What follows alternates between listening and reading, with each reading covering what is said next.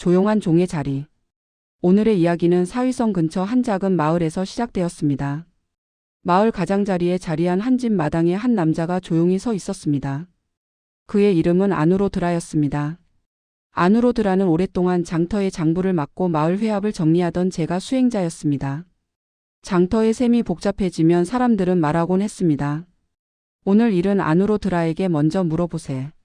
그러나 세월은 조용히 모양만 바꾸어 흘러가고 있었습니다.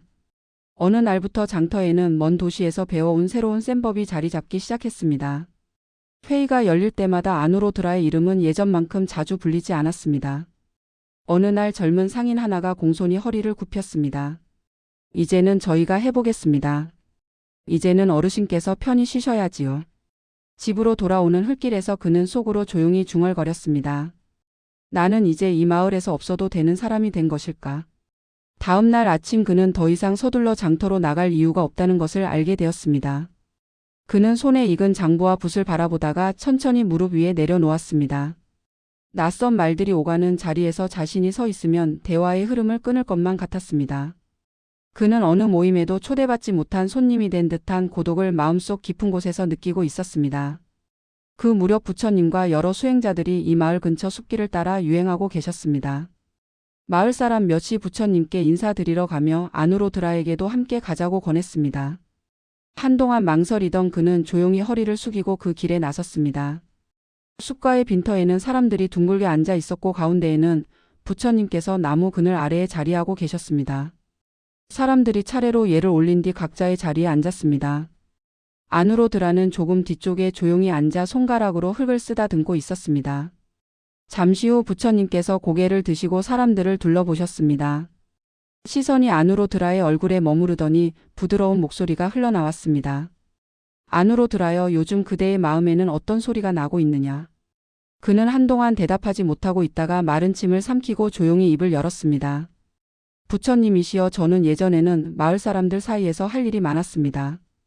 누군가 다투면 저를 찾았고 장터의 셈이 어지러우면 저를 불렀습니다. 그러나 이제는 젊은 이들이 그 자리를 대신하고 있습니다. 저는 점점 부름을 받지 않는 사람이 되어가고 있습니다. 모임이 있어도 제가 가야 할지 말아야 할지 망설이다가 집안에 남아버리는 날이 많아졌습니다. 그는 마지막 말을 마치고 고개를 떨구고 있었습니다. 가슴 깊은 곳에는 아무도 울려달라 하지 않는 조용한 종 하나가 매달려 있는 듯 했습니다.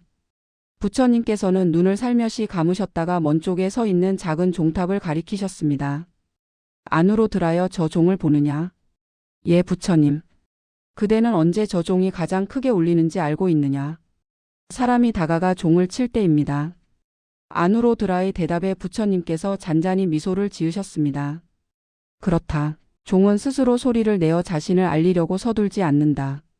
누군가 시간이 필요하고 사람들을 모으고자 할 때 종은 그 손길을 받아 울려줄 뿐이다. 그러나 아무도 종을 치지 않는 날이라고 해서 종의 값어치가 사라지는 것은 아니다.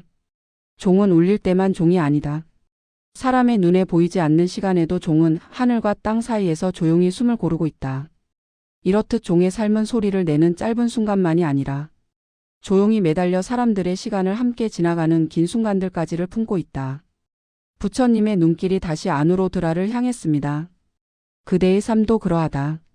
젊은 날에는 바쁘게 불리며 사람들 사이를 오가야 했지만 이제는 조용히 서 있는 때가 온 것이다. 그러나 조용히 서 있는 종이라 해서 종이 아니게 되는 것이 아니듯 사람들에게 자주 불리지 않는다고 해서 그대의 삶이 가벼워진 것은 아니다. 하지만 부처님, 저는 요즘 젊은 이들이 나누는 이야기를 잘 알아듣지 못할 때가 많습니다. 그럴 바에는 차라리 집에 있는 편이 낫겠다 싶어 제 발로 저를 고립시키고 있습니다. 부처님께서는 발치에 흙을 가만히 쓸어 보셨습니다. 아누로드라여, 강물의 겉모습은 자주 변한다.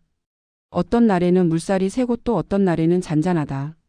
그러나 강바닥에는 오래전부터 자리를 지키고 있는 큰 돌들이 있다.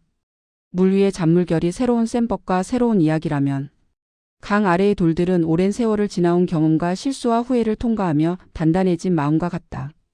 그러니 그대가 스스로를 강 밖으로 밀어내지 말지니라. 아누로드라는 부끄럽고도 고마운 마음으로 고개를 숙였습니다.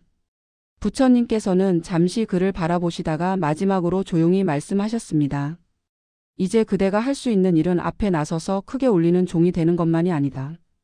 길을 잃어버린 이가 다가올 때 조용히 옆에 있어주고 아무에게도 말하지 못한 이야기를 들어줄 수 있는 사람이 되는 것도 한 가지 길이다. 세상은 빠르게 변하지만 자신이 더 이상 중요하지 않은 것 같다고 느끼는 마음의 쓸쓸함만은 예나 지금이나 다르지 않다.